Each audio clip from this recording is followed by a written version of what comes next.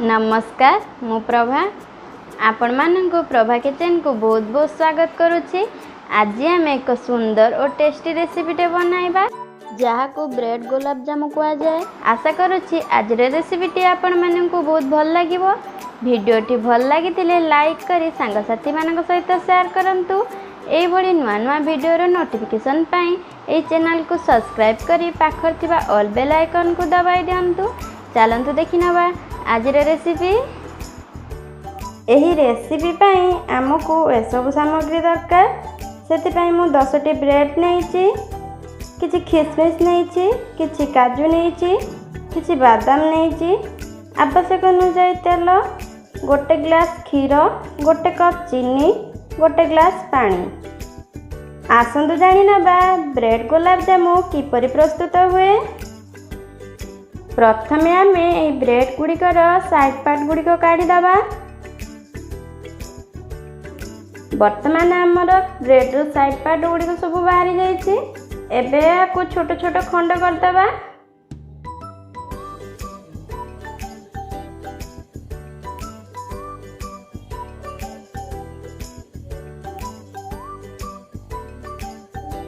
एबे देखंतु हमर केते सुंदर भाबरे एगुडा सब खंड खंड हो जाइछि। वर्तमान एथिरे क्षीर को अल्प अल्प पकाए याकु दळिबा।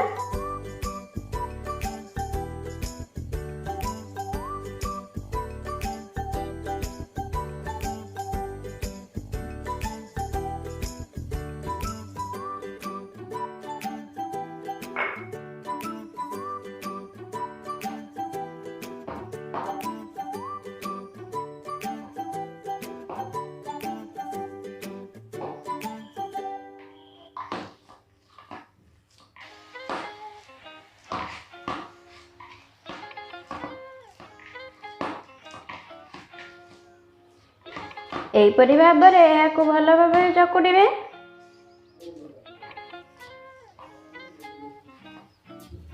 एबे एथिरे हाफ चामच लूण देबा। एबे याकु भल भाबरे गोलाई देबा।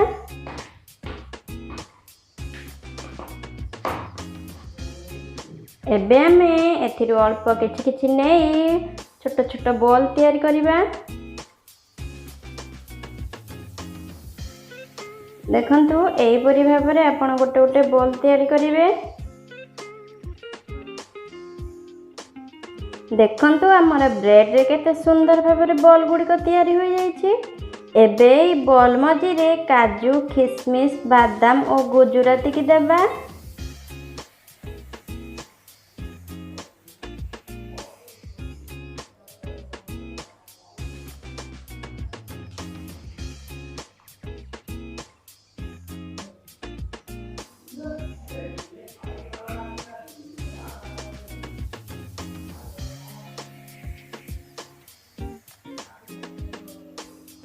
एबे याकु भल भाबरे गोल करनबा।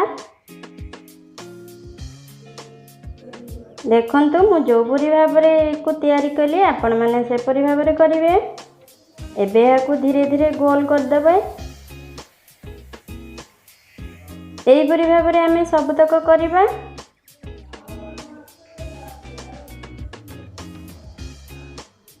देखंतु हमर बॉल गुड़िक किपरि भल भाबरे प्रस्तुत हो गलानी। एबे आमे याकु किछि समय अलगा करी रखिदबा। एबे हमर करेईटी गरम हो आइलानी। एबे एथिरे तेल देबा।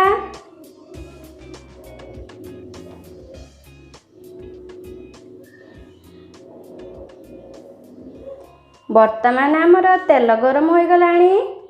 एबे एथिरे ब्रेड बॉल गुड़िक देबा।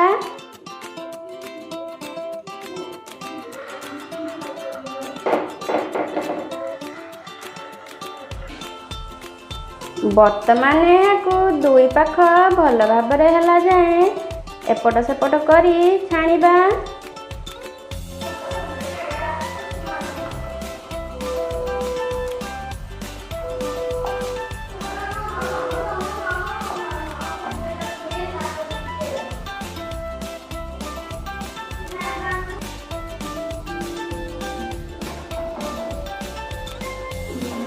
देखंतु केते सुंदर भाबरे ब्रेड बॉल गुड़ी को हो गलानी।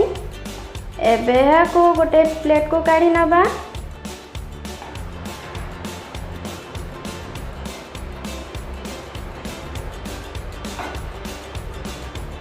बर्तमान आमर करेईटी गरम हो आइलानी। एबे एथिरे गोटे ग्लास पानी दबा। एबे आमर पानी गरम हो आइलानी। एबे एथिरे दुईटी गुजराती दबा, गोटे कप चीनी दबा। एबे को चीनी भल भाव मेल्ट नहला जाए धीरे धीरे गोलाइबा।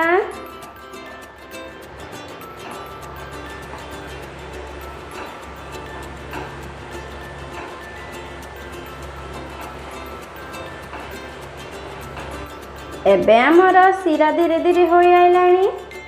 एबे एथिरे ब्रेड बॉल गुड़ी को देबा।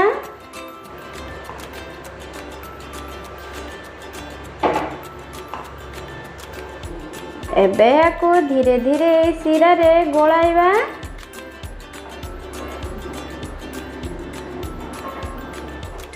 एबे आमर सुंदर भाव ब्रेड गुलाब जामुन प्रस्तुत हो गलानी। एबे को गोटे प्लेट को काढ़ी नबा।